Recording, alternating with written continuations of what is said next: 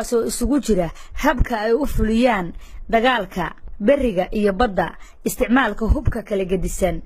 sida ku dagaalanka gaadiidka teknikada iyo qoryaha fududba waxa kale goobta lagu soo bandhigay habka ay ula dagaalamaan burcadbadeeda iyo tahriib taliyaha ciidamada badda Puntland Admiral Cabdirasaaq Diiriye Faarax ayaa ciidamada tababarku u soo xirmay waxa uu u jeediyay hadallo dardaaran ah wixii aad ku ballanay oo ku dhaarateen inaad fulisaan oo aad dadkiina iyo dalkiina aad u shaqaysaan waa muhiim taas ninka walba waa inuu taas diinta ku hayo ma aha inaad mushaar ku xisaabtanto ma aha inaad ku xisaabtanto tuurtaan iska qabaa meel baan iska marayaa waajibaadkaadu waxa weeye inaad naftaada u hurto dadkaaga iyo dalkaaga daasoo waa xil weyn baan leeyahay taas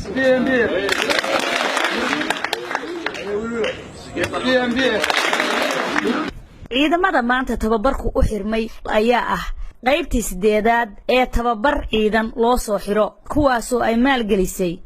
dawladda Imaaraadka Carabta